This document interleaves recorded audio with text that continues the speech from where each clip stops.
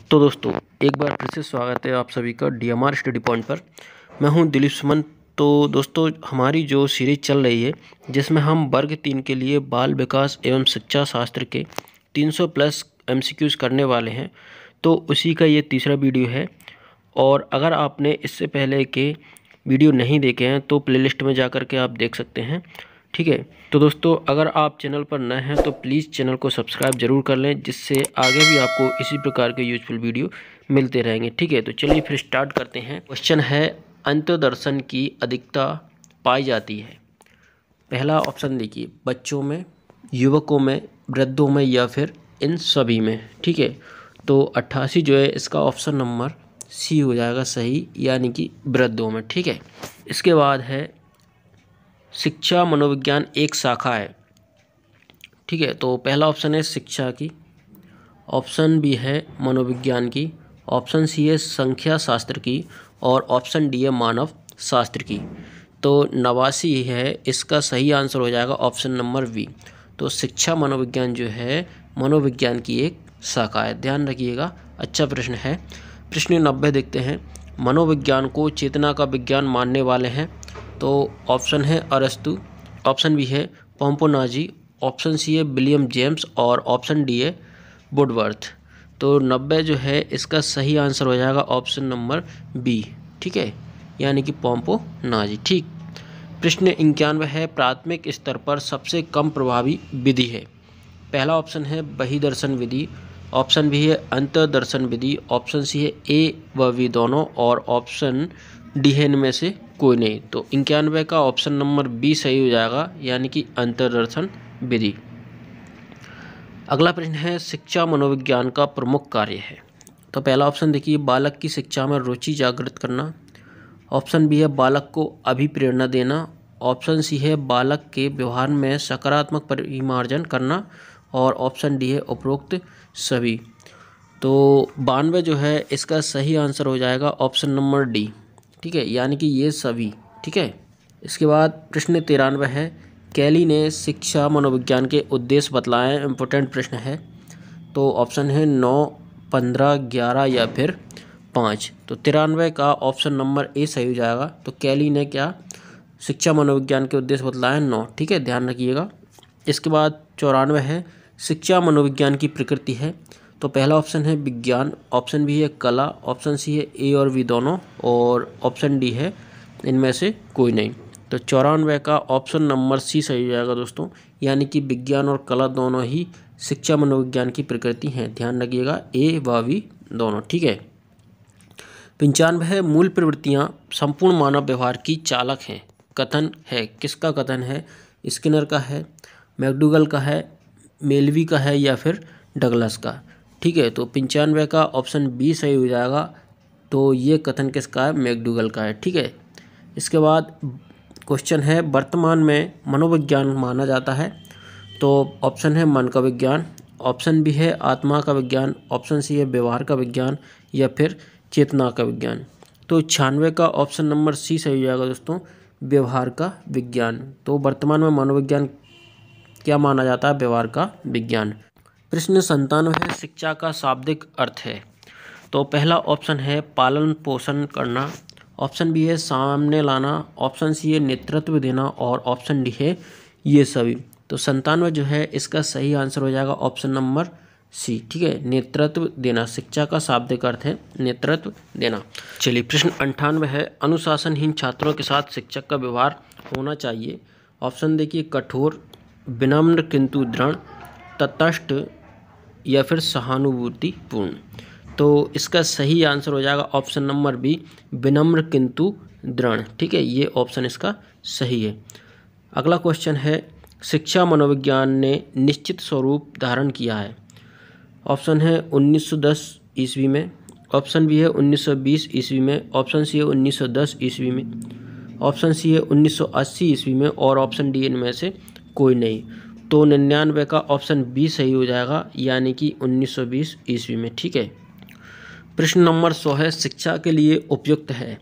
पहला ऑप्शन है सेमेस्टर पद्धति, ऑप्शन बी है वर्तमान परीक्षा पद्धति, ऑप्शन सी है सपुस्तक परीक्षा पद्धति और ऑप्शन डी है वस्तुनिष्ठ प्रश्न पत्र।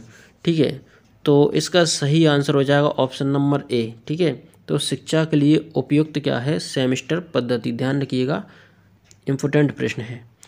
प्रश्न 101 है, शिक्षा मनोविज्ञान की अध्ययन विधि है। तो पहला ऑप्शन है बही दर्शन, ऑप्शन बी है व्यक्ति अध्ययन, ऑप्शन सी है प्रयोगात्मक और ऑप्शन डी है ये सभी। तो 1 से 1 का ऑप्शन नंबर डी सही हो जाएगा, यानी कि ये सभी। तो शिक्षा मनोविज्ञान की अध्ययन विधि ये सभी हैं, बही दर्शन भी है, व्यक्ति अध्ययन भी है और प्रयोगात्मक विधि भी है। ठीक है, प्रश्न 102 है, किस ग्रंथ में मानव विकास की 10 अवस्थाओं का वर्णन हुआ है? ऑप्शन है ऋग्वेद, रामायण, महाभारत या फिर पंचतंत्र। तो 102 का ऑप्शन सी सही हो जाएगा दोस्तों, महाभारत। ठीक है, अगला प्रश्न है, शिक्षा का वास्तविक उद्देश्य है। पहला है जीविका, ऑप्शन बी है अधिकार, ऑप्शन सी है ज्ञान और ऑप्शन डी है विकास। तो 103 का ऑप्शन नंबर डी सही हो जाएगा, यानी कि विकास। तो शिक्षा का वास्तविक उद्देश्य क्या है? विकास। ठीक है, ध्यान रखिएगा। और अगला प्रश्न है, शिक्षा मनोविज्ञान की वस्तुनिष्ठ विधि है। तो इनमें से कौन सी विधि है जो वस्तुनिष्ठ है? पहला ऑप्शन है आत्मनिरीक्षण, ऑप्शन बी है गाथा वर्णन, ऑप्शन सी है ए व बी दोनों और ऑप्शन डी है साक्षात्कार विधि। ठीक है, तो 104 का हो जाएगा ऑप्शन नंबर डी सही, यानी कि साक्षात्कार विधि जो है वो वस्तुनिष्ठ विधि है। ठीक है, 105 है, जीवन इतिहास विधि का प्रयोग सर्वप्रथम किया था। तो किसने किया था ये बताना है आपको। टाइडमैन ने, वैलेंटाइन ने, वाटसन ने या फिर स्टैनली हॉल ने। तो 105 का ऑप्शन ए सही हो जाएगा दोस्तों, टाइडमैन जो है इन्होंने जीवन इतिहास विधि का सर्वप्रथम प्रयोग किया था। अगला है, शिक्षा और मनोविज्ञान को जोड़ने वाली कड़ी है। पहला है समाज, अगला है मस्तिष्क, सी है मानव व्यवहार या फिर चरित्र। तो 106 का ऑप्शन सी सही हो जाएगा, यानी कि मानव व्यवहार जो है शिक्षा और मनोविज्ञान को जोड़ने वाली कड़ी है। ठीक है, अगला है समाज मिति विधि के प्रतिपादक हैं। इंपॉर्टेंट प्रश्न है। तो पहला ऑप्शन है जॉन एटकिंस, ऑप्शन बी है जे.ए. मुनरो, ऑप्शन सी है मैकडूगल और ऑप्शन डी है मॉरिस। तो 107 जो है इसका सही आंसर हो जाएगा ऑप्शन नंबर बी, यानी कि जे.ए. मुनरो। ठीक है, अगला है अंतर्दर्शन के बिना बहिर्दर्शन असंभव है, यह कथन है। तो यह कथन सत्य है या फिर असत्य है या फिर ए एवं बी दोनों या फिर इनमें से कोई नहीं। ठीक है, तो 108 जो है इसका सही आंसर हो जाएगा ऑप्शन नंबर ए, यानी कि यह सत्य है कि अंतर्दर्शन के बिना बहिर्दर्शन असंभव है। ठीक है, प्रश्न 109 है, मनोविज्ञान व्यवहार और अनुभव का विज्ञान है। तो यह कथन है, वाटसन का है, वुडवर्थ का है, प्लेटो का है या फिर स्किनर का है।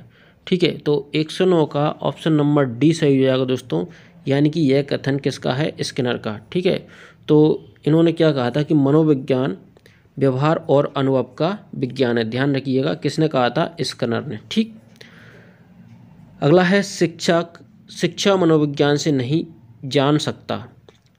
क्या नहीं जान सकता? आत्मा के विषय में, बालक के विषय में, स्वयं के विषय में या फिर अनुशासनहीनता के विषय में। ठीक है, तो 110 का ऑप्शन नंबर ए सही हो जाएगा, यानी कि आत्मा के विषय में हम शिक्षा मनोविज्ञान से नहीं जान सकते। ठीक है, चलिए 111 है, शिक्षा मनोविज्ञान अध्यापकों की तैयारी की आधारशिला है। यह कथन किसका है? स्किनर का है, मैकडूगल का है, मेलवी का है या फिर डगलस का है। तो 111 का ऑप्शन ए सही हो जाएगा दोस्तों, यानी कि यह कथन किसका है? स्किनर का है। तो स्किनर ने क्या कहा था? शिक्षा मनोविज्ञान अध्यापकों की तैयारी की आधारशिला है। ठीक है, अगला है, शिक्षक के लिए मनोविज्ञान की उपयोगिता है। पहला है बालकों का चरित्र निर्माण, अगला है अनुशासन में सहायता और इसके बाद है बाल व्यवहार का ज्ञान या फिर उपरोक्त सभी। ठीक है, तो 112 का ऑप्शन नंबर डी सही हो जाएगा, यानी कि उपरोक्त सभी।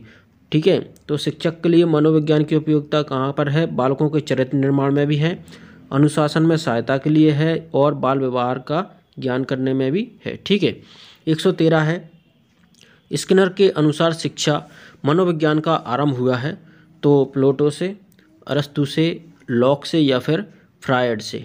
ठीक है, तो 113 का ऑप्शन बी सही हो जाएगा, यानी कि अरस्तु से। ठीक, अगला है कार्ल सी गैरिसन ने किस विधि का अध्ययन किया था?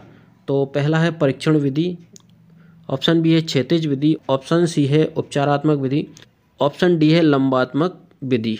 ठीक है, तो 114 का ऑप्शन नंबर डी सही हो जाएगा, यानी कि लंबात्मक विधि। 115 है शिक्षक की सफलता का रहस्य है।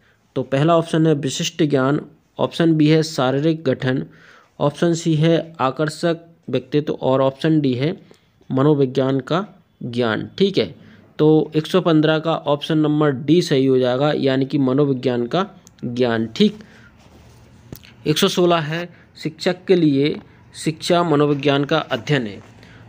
तो पहला ऑप्शन है आवश्यक है, अनावश्यक है या फिर सामान्य है या फिर इनमें से कोई नहीं।